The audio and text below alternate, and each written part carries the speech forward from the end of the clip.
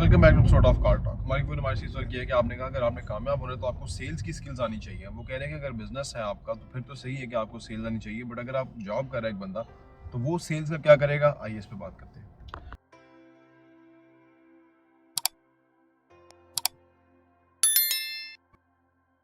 अस्सलाम वालेकुम रहमतुल्लाहि व बरकातहू। बहुत अच्छा सवाल है जी।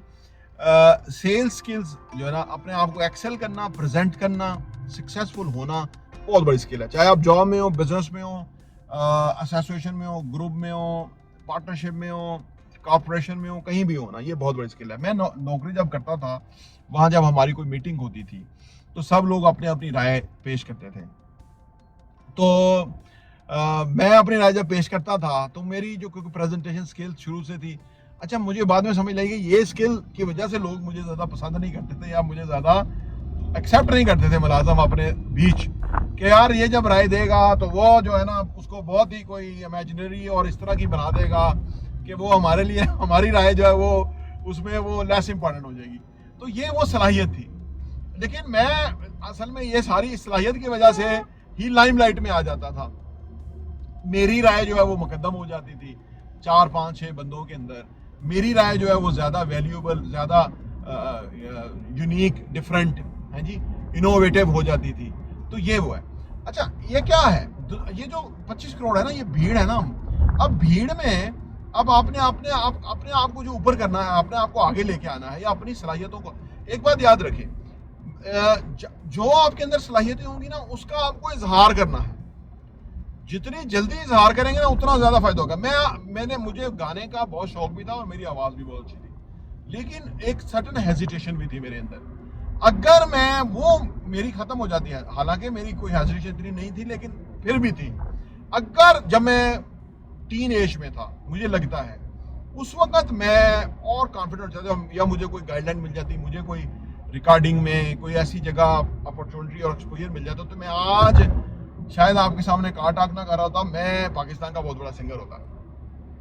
लेकिन वो जो मेरे अंदर असल इंग्रेडिएंट्स तो था, लेकिन उसको जो प्रेजेंट करना है, और ना ही उस वक्त सोशल मीडिया था कि आज सोशल मीडिया है तो मैं इधर पेश कर सकता हूँ अपना काम। उस वक्त टीवी, रेडियो और फिल्म वगैरह थे। तो ये ना होने की वजह से मुझे लॉस हुआ जिंदगी के अंदर। तो वो फिर मैंने रियलाइज कर लिया कि यार ये रीजन थी कि जिसकी वजह से मैं म्यूजिक में नहीं आगे जा सका।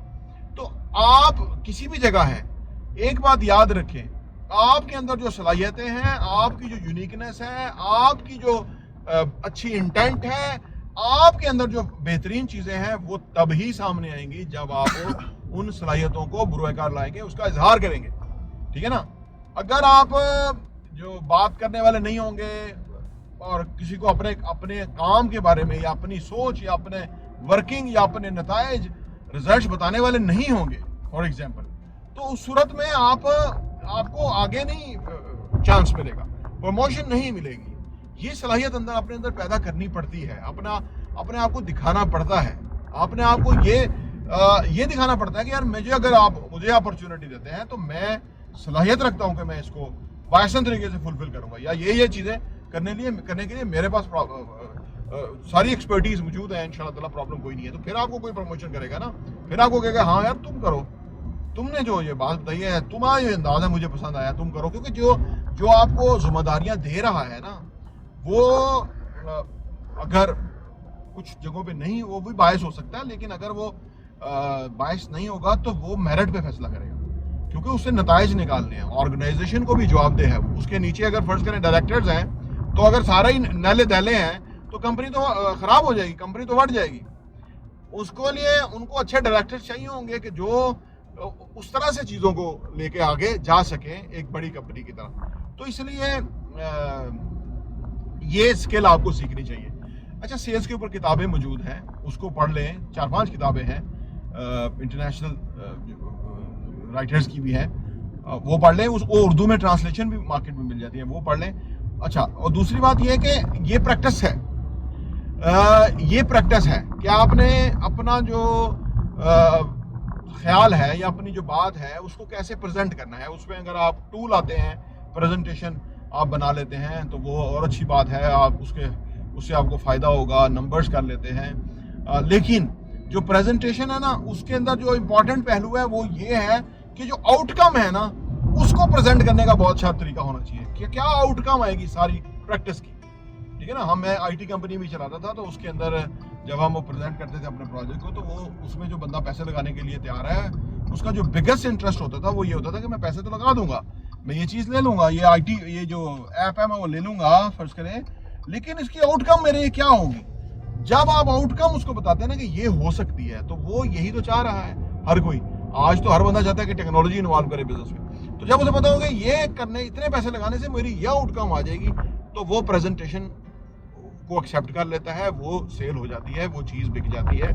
और वो इसी तरह आप अगर अदारे के अंदर हैं तो फिर भी आपने जब ये बात कोई भी चीज़ बतानी है कि ये करना है, तो उसका आउटकम क्या है, तो वो ज़्यादा इम्पॉर्टेंट है, उसके ऊपर ज़्यादा काम करें। होगा कैसे, वो तो कोई भी कर सकता है। तो वो अगर इस तरह, तो ये जो स्केल है ये बहुत इंपॉर्टेंट है। स्किल्स सीखना और उनको अप्लाई करना, सीखना भी काफ़ी नहीं है, उनको ज़िंदगी में अप्लाई करना, लोगों के साथ कन्वर्सेशन में जाना, उनकी क्रॉस क्वेश्चनिंग को आंसर करना, उनको मुतमिन और सेटिस्फाई करना, ये इससे ये स्किल बहुत निखर के आती है और ये आपको बाकियों से बहुत डिफरेंट बना देगी, एम्पावरिंग बना देगी। तो यही लोग ज़्यादा फ़ायदा भी हासिल करते हैं। प्रॉपर्टी देखने का बहुत बहुत शुक्रिया।